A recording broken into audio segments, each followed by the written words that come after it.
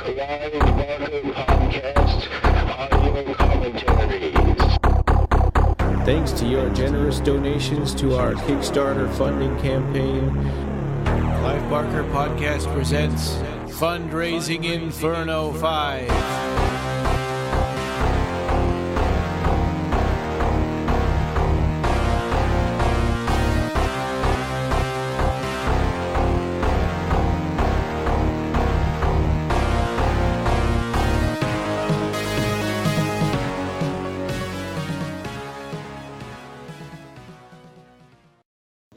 So welcome, this is our second audio commentary for Clive Barker Podcast presents Fundraising Inferno 5. This one is The Forbidden, the longer of the two movies that usually get packaged together on a, on a DVD or Blu-ray or VHS. Mm-hmm. So the Forbidden, there's a lot more to talk, and it's longer than Salome. Yeah, the Forbidden is like 50 minutes, right? It's 50 minutes. And filmed over the course of like 73 to 78, I think, for 5 years. Yeah. But there was a hiatus between this, so they weren't always like doing it. Yeah. And it was never quite finished until 1993 when it was edited by, was it Peter Whittle, that we talked about in the last commentary. Yep. And it was filmed in 16 millimeters, so whereas Salome was filmed in 8 millimeters, which makes it a smaller resolution. But this one, it relates a lot to Hellraiser. If you read the book, because we're using the Blu-ray from the Scarlet Box, we're using the Clive Barker Legacy Blu-ray to watch this. You can watch it in the standalone DVD, or you can watch it on the Redemption video release from the 90s, which has that funny intro that we mentioned in Salome's commentary. So, read the Damnation Games book written by Phil and Sarah Stokes that came with it, and the opening chapters of it talk a lot about the Forbidden. They even have the entire script of it, and they mention how the story evolved over time and how this has different elements that would resurface again in Hellraiser. Go check that out.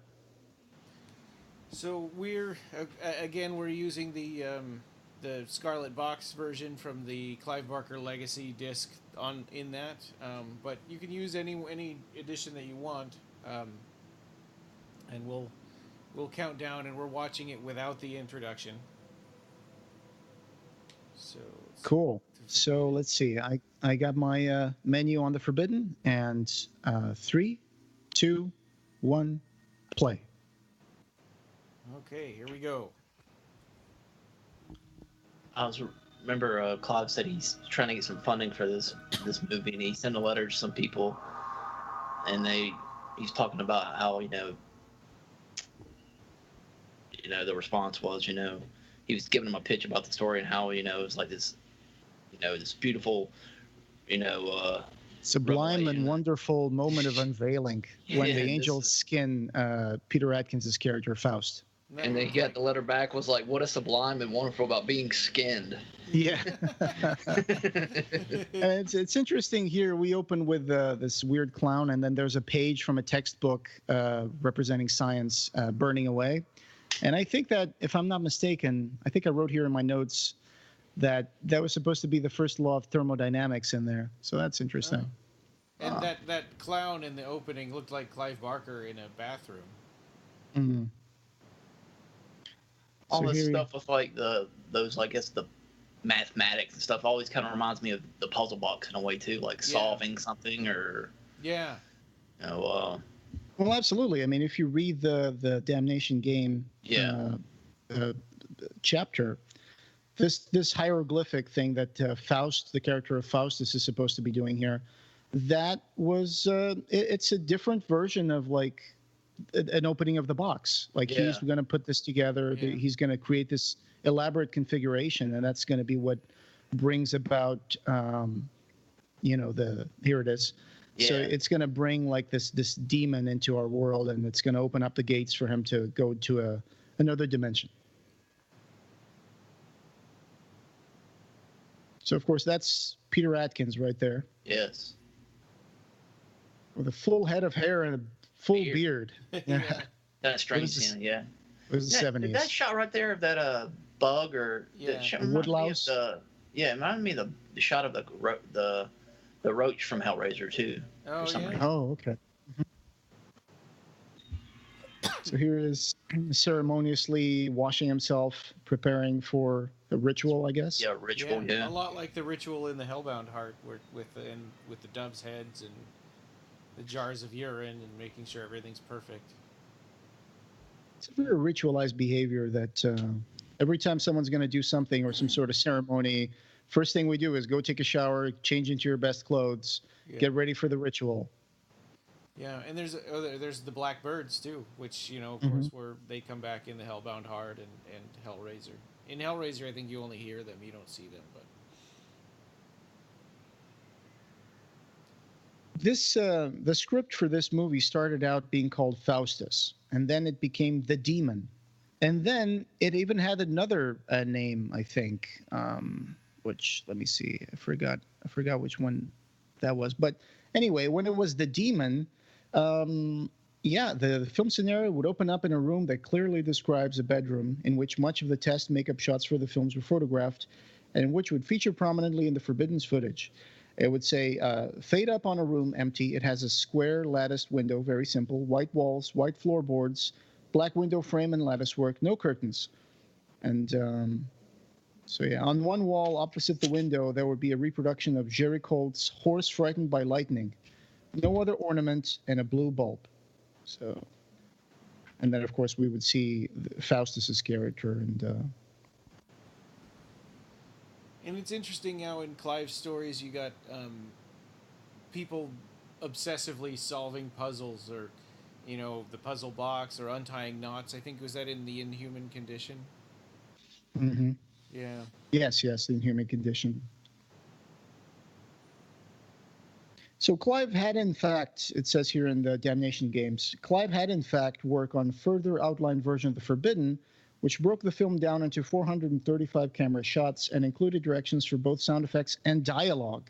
So if you read the book, Damnation Games, you'll find that there are lines of dialogue here that were supposed to go into some of these images and scenes. So if you go there to page 28 of Damnation Games, you will find that all the shots lined up together and all the dialogue that was supposed to be a part of it. It's interesting then when they re-edited this in 1993, it seemed more like an act of preservation than trying to meet the director's original vision. Yes. And another thing that says here, the draft distills the piece to more clearly focus on the Faustian bargain and the symbolism buried in the hieroglyphs, describing the irresistible temptation of the unsolved puzzle that you were talking about earlier, Ryan. The Forbidden of the title. So the puzzle is the Forbidden on the wall of the prisoner's cell that is ripped to pieces and reassembled in the film. And what do you guys think about this nail board scene here? Reminds me of Pinhead. There's something going on with the grid lines and stuff like that. I think that one is the most obvious reference that everybody talks about, but I don't quite understand what is happening in the movie with it, though. Yeah, I'm confused about it too. I think maybe it's like images from this character also kind of reminds me of Frank in a way. Yeah. Maybe he's seeing these in his head because he keeps closing his eyes, or images from him, what he's seeing. Oh, that's a good point.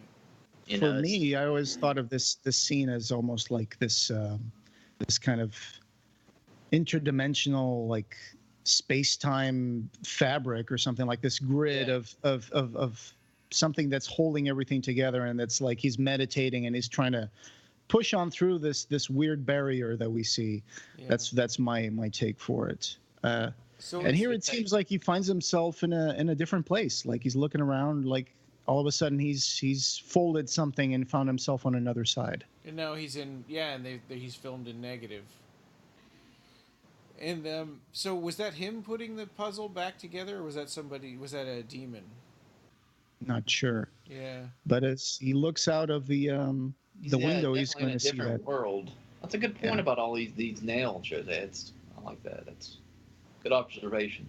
It's like something is shifting. There's some sort of gears turning. It's like all of a sudden that things are changing, right? The light is changing angle, and for some reason that's changing. Yes, Yeah. it seems like something is shifting gears, right? Yes. Huh. Like the box, because the Yeah. box shifts gears. So I it's sort of think- symbolizing the transition from our world into the hell world that he's going to. Well, that's just my interpretation. I mean, you can Yeah. take it any way you Oh, yeah. feel like. I think yours is very. Yeah, it will Right. suit your explanation. If you ask Clive Barker, he's just gonna say nobody knows what's going on in that movie. Right, right. Yes, yes. I think you'd have to go back in time to ask Clive Barker. You know what that was. Well, when he talks about the Forbidden, he's mentioned some things like, particularly in the Forbidden, the atmosphere of dread and anxiety that hangs over the movie, and obviously the erotic elements and the nails in the nail board. He calls them almost prophetic in a sense. These definitely prefigure what we see later in the Hellraiser movies. I think they're an interesting artifact. I am glad they have found their way to video. So that's Well, and, This is and, kind of like an early Clive- idea for a Cinepie. and over the years, Clive Barker's been asked a lot of times what the origin of Pinhead was, and he gives different answers. You know, like I was at a Q&A book signing where he told somebody that one day he had a dream of Pinhead, and he had a little notepad by the toilet, and he got up and was sitting on the toilet, and he drew a picture of Pinhead. Mhm. So I don't know. I mean, I think they're probably all true, you know, in their way. Yeah. I love this Kabuki kind of like character. It reminds me of like a Cenobite for some reason. Yeah, and it's interesting because at first, you know, you think he's a demon, but then he sort of disrobes and he looks like a regular person. But Yeah, then, you know, this is sort of an avant-garde art film, so maybe he still is a demon. Maybe he's taking off his demon, you know, Well, skin and becoming a person. Yeah, it's like a. Well, here's what we have from the Forbidden script that's on Damnation Games. It says, the prisoner rips the Forbidden down from the wall, which is the puzzle. The pieces of the picture are intercut with pieces of the Traveler's puzzle, which is now seen to be made from the same design.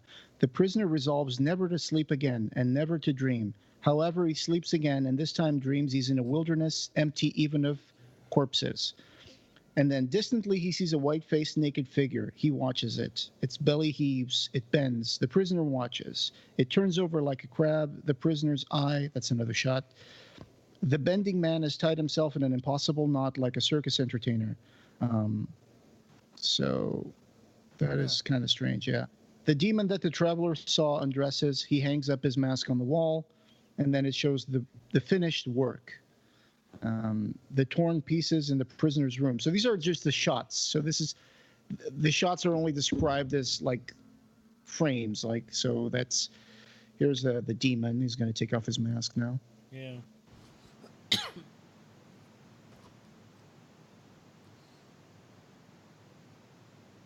So he got £300 from the Liverpool Film Association after he showed them Salome. Which I think he used to make this. Of course, it was never finished, but he said, I showed the man Salome and I was squirming with embarrassment at how rough it was, but he was astonished at what we had achieved. He said this in an interview to Phil and Sarah Stokes on Liverpool Live's 2009.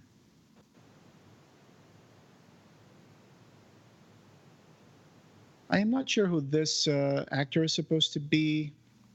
If it's Phil Rimmer or whoever Yeah, I was it gonna say, is. is it Phil Rimmer? Because it's the same similar hairstyle.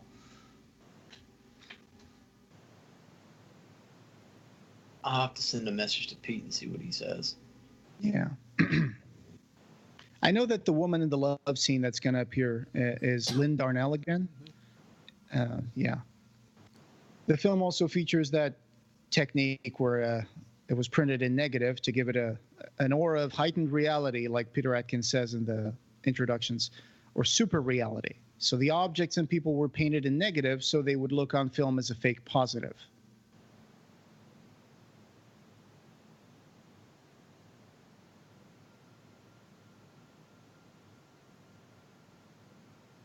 So again, we have in this movie, of course, another deep connection to Hellraisers, of course, the Faustian bargaining, like you said, that the character of Faust is kind of like Frank. Frank wants to see more, just like Faust wants to know more about the world. The thing about the original Goethe's Faust is that he's an old man. He devoted his life to science, and then he's kind of jaded about it. He's like, well, what's the use of science if I can't like live forever? If I can't, I've forgotten how to live. I never enjoyed life. I was always stuck with these musty books. And so he strikes a deal with Mephistopheles to become young again and go and find the love of his life and have fun and be merry.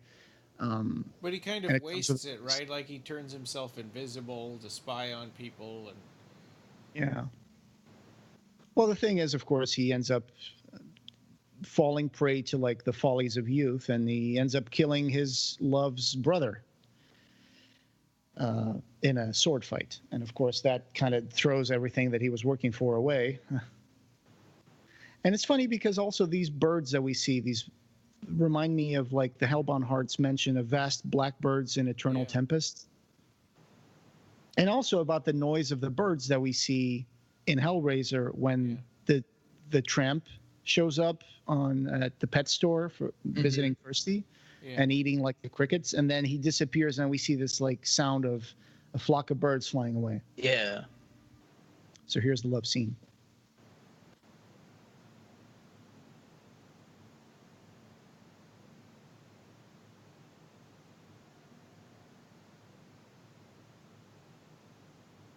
In the DVD, the earlier DVD, I remember there was names for some of the chapters. And when this demon in the woods appeared, it was called the Spirit in the Woods. So I don't know who came up with the names for those scenes, but they were very, very fitting.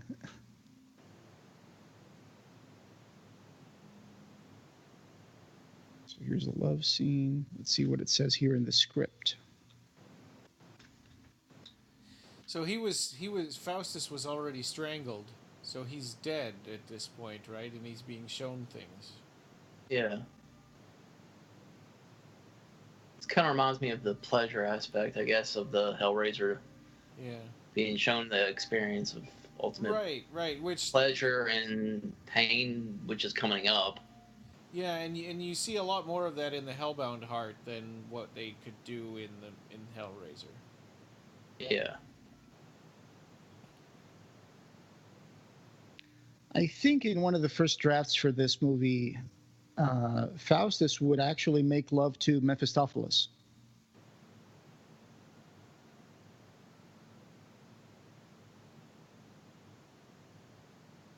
Clive recalled many years later that one of the inspirations for these pieces was the work of Kenneth Anger, which I first saw in the late 60s. At the time, my hometown of Liverpool boasted a bourgeoising art scene, and there were small but overfilled screenings of American underground films every few weeks.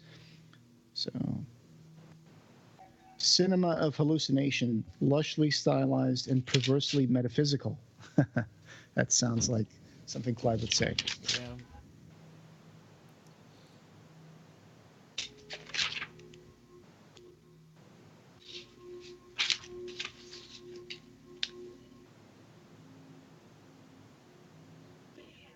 This is also quite a bit different from Hellraiser because the focus is almost entirely on what happens, in the transition to hell.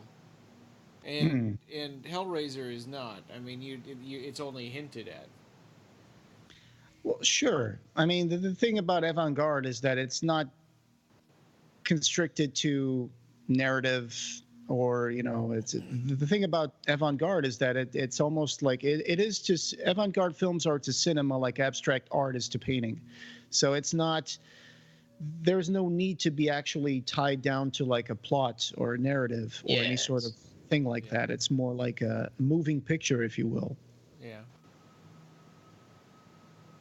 You see movies, and of course it came from the rise of the surrealists and the movement of the Dada artists, Dadaism. Like Marcel Duchamp or Salvador Dali and Luis Buñuel's movie A Chien Andalou, which has the famous scene of cutting the eyeball. Yeah, that's great. And another very active filmmaker that I'm a big fan of in the 70s was this guy called Dusan Makaveyev, and he used to do a lot of stuff with stop motion animation. And if you get a chance to see some of his work, it's pretty cool.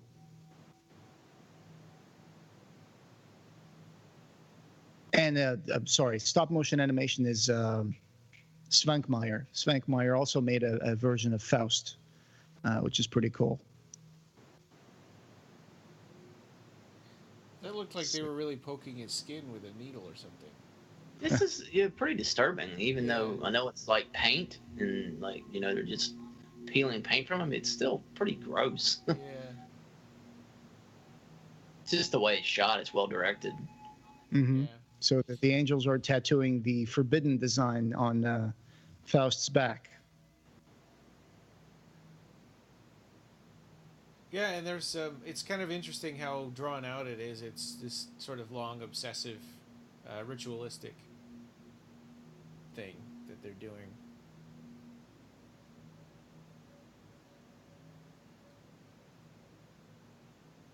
So it's supposed to be an angel.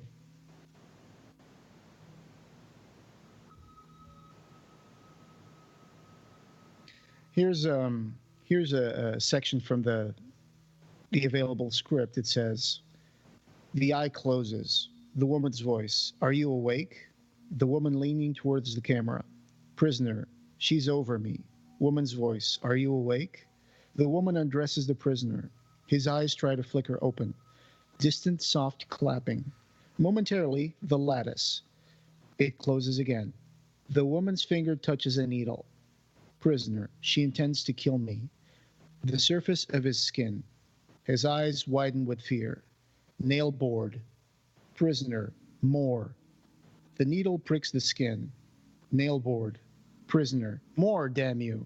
So this is the part where he's like, feeling the pleasure part of the whole process, right? Yeah. Yeah.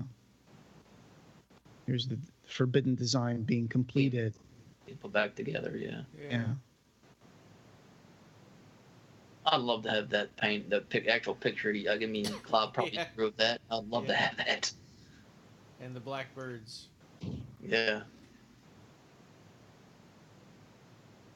The 70s were really good for this sort of avant-garde. I mean, you also have Alejandro Jodorowsky. He made like this The Magic Mountain and El Topo.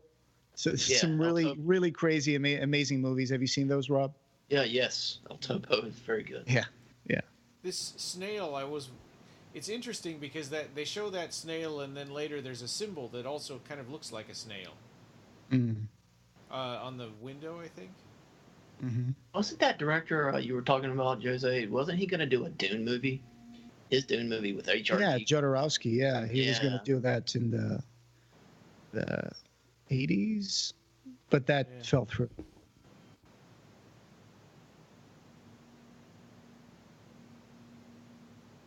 So.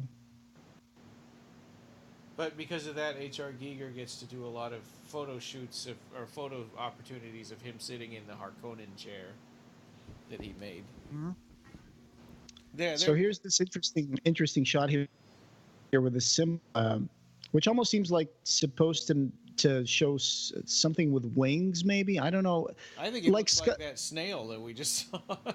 Oh, really? Yeah. Okay.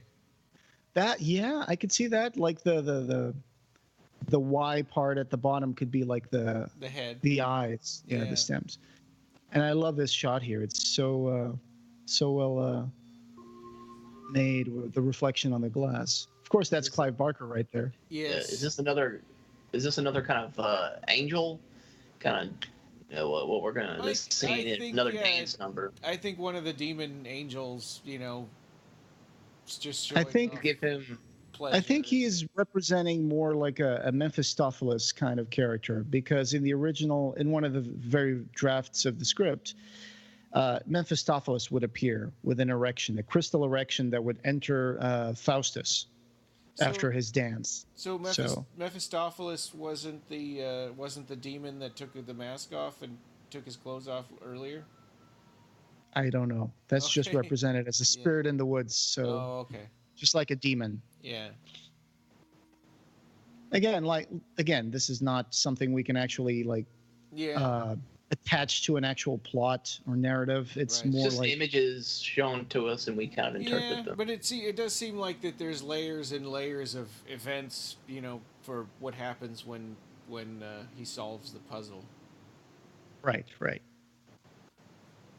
And again, the whole thing about dancing and Yeah, the idea of dancing as a way to induce an altered state is not an old thing. I mean, everybody knows about that. Everybody knows that when you're a kid. I mean, Ryan, you had the other day a memory that you posted on Facebook of Joey discovering that he gets dizzy when he rolls around. Yeah. yeah, That was cute. You know? So cute. That's I one love of the that. things that we discover when we're kids. Is like, hey, if I just go around in a circle, I can make myself feel funny, right? yeah, That is the most basic form of altering your conscious that we have. And then, of course, you have all these like images of people dancing in religious ecstasies, or yeah. That's a good point. Like speaking the in rolling tongues. dervishes in Turkey, right? The rolling dervishes that they just, or what they do is they just roll around and on their feet for minutes and hours, I guess, to induce themselves this sort of like trance. This is a little weird and disturbing. And do you think that effect was like, did he paint black on his face and then put it in negative? Yes. Yeah, that's very cool too. I like that. To me, it seems like the demon is almost talking to him in this weird chittering kind of like language But, from hell. Yeah, putting them under like some kind of spell. It's a little bit too bad that we don't get dialogue in this, because I think that would have added a lot to it. Yeah, if it was meant to have any. But here, I like the fact that in the background you see almost like an animation of the dance, right? Yeah, In the yeah, flickering exactly. lights. Yeah, that weird, like it's almost a stick figure. Yeah, this is like a kind of a possession dance that Clive is doing, which is again very very strange and weird. But He almost doesn't look human in a way. He almost looks like like an alien Well, like kind of. yeah, like the way his forearms are unnaturally thin. Yeah, flailing around. Yeah, Back when Clive was 19, 20, yeah. 21. Yeah. What is that shot of like intercutting with like something shaking in between? It looks like. I'll point it out when it comes up again. It comes up again. Yeah, they use some dry pieces of vegetation. They put on top of a. Right there. That's Yeah. They put this on top of a record player, and they just spun it around. Yeah. Oh, cool. So. You almost, as the viewer, get kind of entranced. When I was watching it yesterday, I was kind of like, "Whoa!" I'm getting kind of taken away to another. I don't know. It's a little mystifying, yeah. In both of these movies, you kind of forget yourself, and we're supposed to be doing an audio commentary. I keep forgetting to talk. Yeah, I know. They're very, they suck you into their worlds. Yeah. So, yeah, spirit possession and dancing has a big connection between it, and like I said, it seems almost like this dance is meant to mesmerize, and it does a little bit. Yeah. But it's easy to just look past the hidden layers or the symbolism of what it means. Like Clive Barker mentioned, that a lot of the stuff they filmed this way because it was some sort of encoded information that they wanted to transmit in a different way, like to induce a sort of. It's more like when I was doing the notes for this, I was like, you can only make so much notes for an avant-garde film. It's also about how it makes you feel at the time that you're watching it. Yeah, exactly. Yeah, so.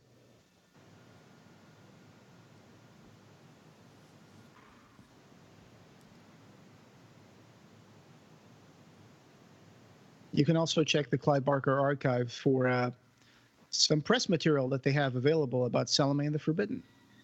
In the Damnation games, there's actually a deleted image of Peter Atkins, and it's like it's an image of him. He looks like a mummy kind of mummified character, where he's wrapped up in bandages. Oh yeah, yeah. Mm-hmm. It never made it into the film. He was supposed to be a bandaged prisoner. Yeah. That's also in one of the earlier drafts. And the original, this set that's kind of in this this character is supposed to be in like this locked kind of, I guess, room, and it seems like a room to me. Was originally for Peter Atkins when he wrote the Hellbound script. He based the set off this for that for when Oh, I see. But when he got on set for Hellbound, he was like, "What are y'all shooting here?" Because they had changed it. He didn't expect it to be such this big lush Yeah. The damp room definitely has a parallel with the room that Faustus is in this movie, because there's it's a bare room, single bulb, and except instead of being painted white, it's black, it's dirty, it's dingy, it's damp, and there's a big room with a lattice on it that's kind of covered, and Frank looks out of it and he sees things through that hole in the, just like Faustus does in this movie. So yeah, that's an interesting parallel there as well. It's kind of almost like a jail cell in this one. Yeah. Mm-hmm. It is, and Faustus is describing the draft of the script almost like as a prisoner in some shots. It is said like the prisoner looks out of the window. So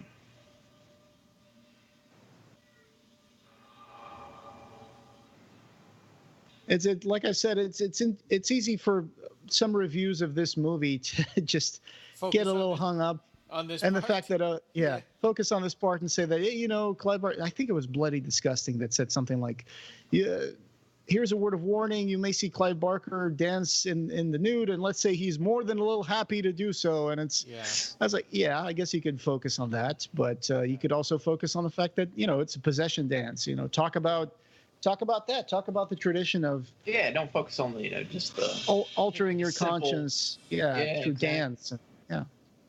Don't focus on the simple flesh aspects of And here's Clive kind of disappearing out of shot. That's cool. I like that. Yeah. He had a ponytail. Yeah, I know. I like that.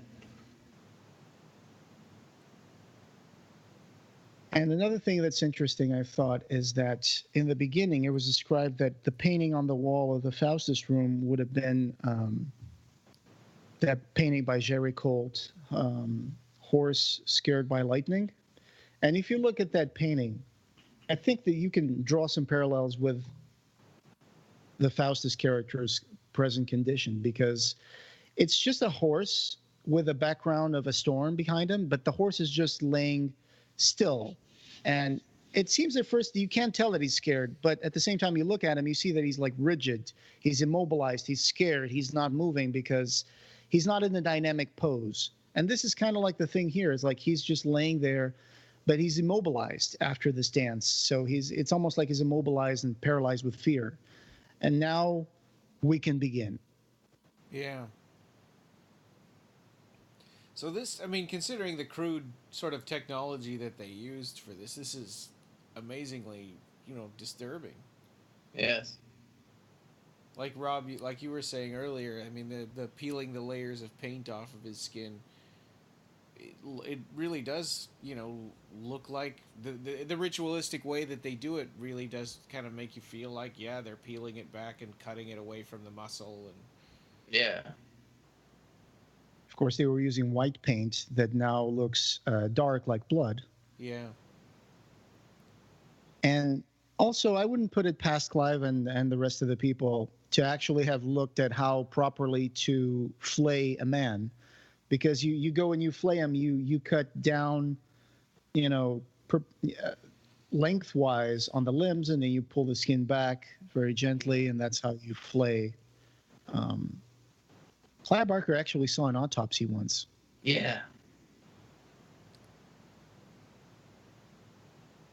So the technique they used was, it started early in the morning, and they had Peter Atkins lay on a table, and they would paint successive layers of wet paint onto his body. Each layer had different designs to represent the different sections of skin. Yeah, flesh, muscle. So, and then they just let it dry, and then painted the other layer, and then let that dry. And then they carefully peel it back. And To this day, every time I see someone pull like a one of those masks that you apply to your face, and then you just pull it out, and it comes out like in this layer of rubbery stuff, it always reminds me of the Forbidden. Oh yeah.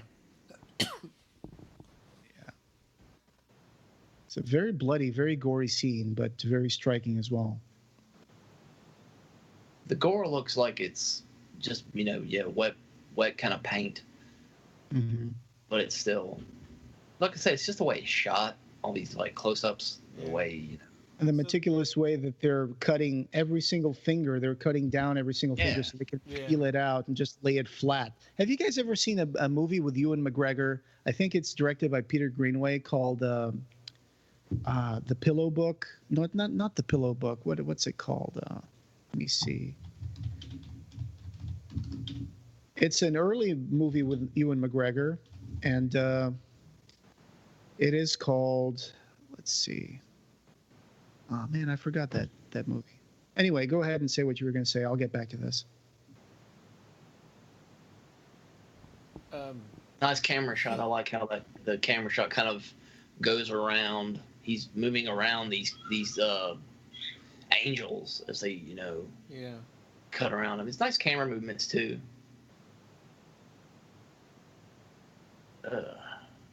Demons to some, angels to others. Yeah. That's interesting too. That doesn't really get explored that much. That idea that it depends on your point of view, Okay, I'm going back. Sorry, go ahead. Oh, go ahead. I was going to say, it is called The Pillow Book, that movie I was talking about with Ewan McGregor. It's an interesting book. It's directed by Peter Greenaway. And if you watch that book, it's about a woman that has a body writing fetish. And she is looking for a lover who would have the same, not only the same fetish, but also who would be a accomplished calligrapher.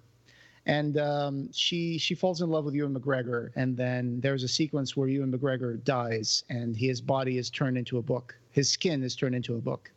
Huh.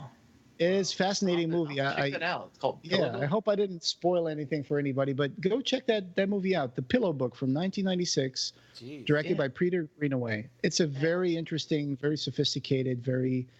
If you know Peter Greenaway, you know his movies are very visually stimulating. So go check that movie out. It sounds like it was influenced by the Book of Blood.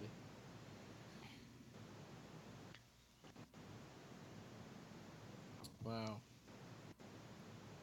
So here's the skin being taken out. Yeah. It is disturbing, even when you know that it's just layers of paint. But it reminds me of like taking the skin off of a chicken. Yeah.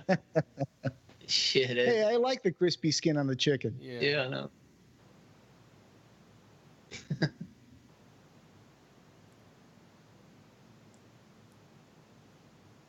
Now I'm getting hungry.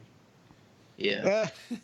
Go get some KFC Pete, afterwards. Hey Pete, if you're listening to this, great job. Yeah, man. Yeah. Yeah, that can't be good for you to have all that skin, all that paint painted right onto your skin. I mean, I don't think that, they probably didn't really know, that it kind of suffocates the skin to put all that on there.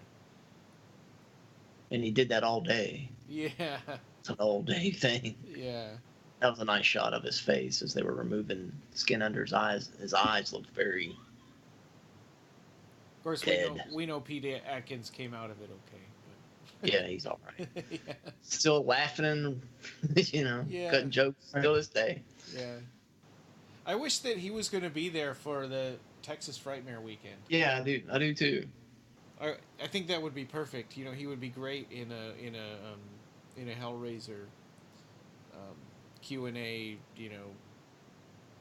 thing at the...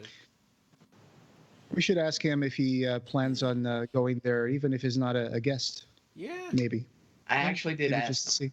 Oh, you did? He's not. I don't think he has any plans of going. He doesn't really I don't think he likes to do those kinds of things. Well, I know they typically focus more on actors and directors, and he was a writer for Hellbound, but he's a big part of Hellraiser. Yeah, definitely. Huge part.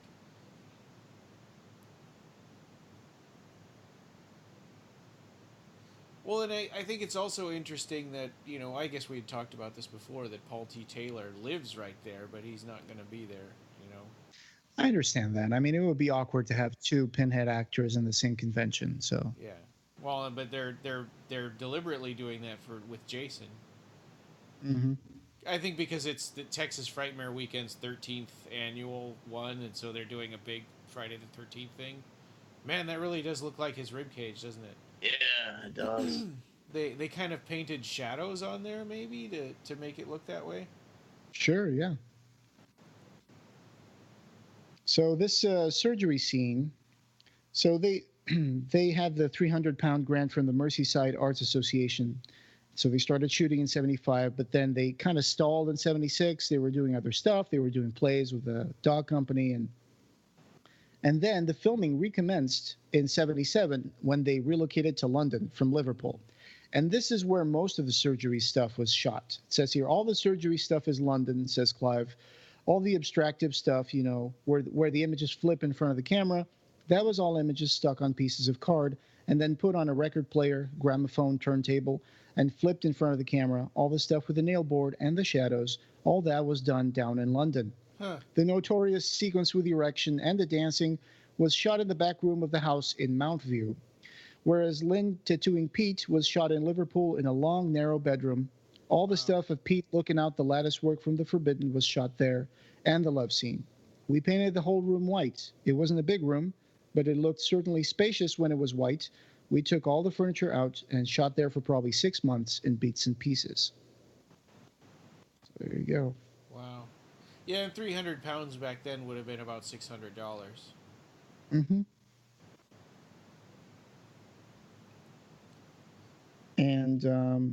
And then, of course, that scene that we see at the end, that where he's going to walk around flayed and then strike a pose, is very reminiscent of Andreas Vesalius. Oh, yeah, the anatomy book. The anatomy book that he did. Yes.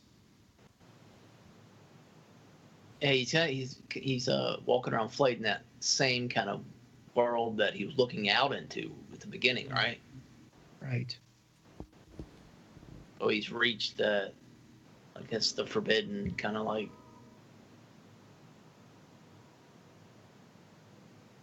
So here he is walking. I'm guessing Clive drew that the background backdrop. Yeah. It's very, very visually interesting scene here, and I would love. I actually I did this as a project once. I actually got a copy of the Forbidden, and then I reversed the negative effect, and yes, I did that. And it was interesting to see. I mean, it was very, very interesting to look at it. Yeah. What did you do now?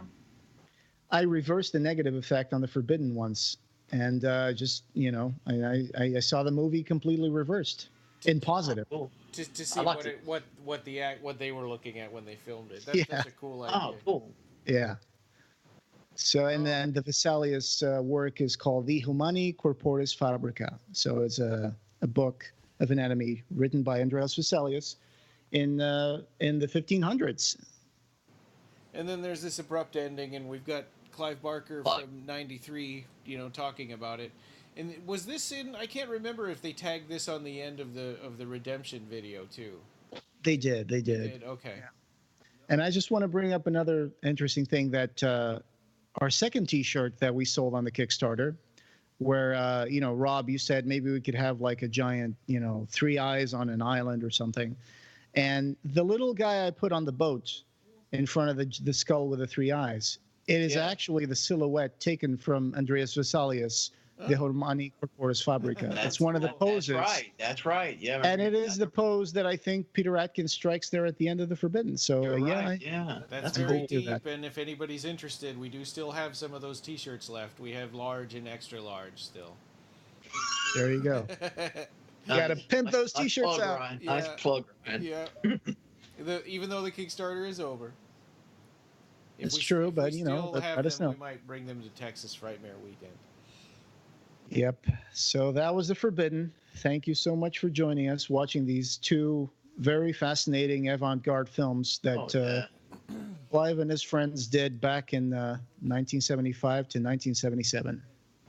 Yeah, it was fun. Actually, I have to admit, for me, Salome was a lot harder to understand in the beginning. But your commentary, your analysis, Oh, thanks. really helped. yeah, and this one was a little easier to understand, especially having read.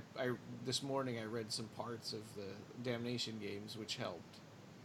Yeah, that book is pretty amazing. Yeah, it is really good. Now I want to go read that whole book. This Oh, here music it by is. Adrian Carson. Yeah, there's Adrian the credits. Carson. And they're showing a scene from Salome on here for the end credits for The Forbidden. Yeah. But I guess it was all put together as one movie originally on the VHS and DVD. Yeah. So thank you again for Yes, joining thanks us for for joining this. And this podcast, having no beginning, will have no end. All right. Those were great. I liked watching those with y'all. I like doing the commentaries with you guys. Yeah, that's fun. I actually was the other way around. I mean, I understand a lot more of the Salome, and I don't understand the Forbidden at all. But reading this book really, really helped to understand what Clive was trying to do. Yeah, Okay. Before when I watched this, it was just like, well, this is in my collection now because I'm a completist for Clive Barker, but I don't understand it at all, and I think I only watched it like twice. Right.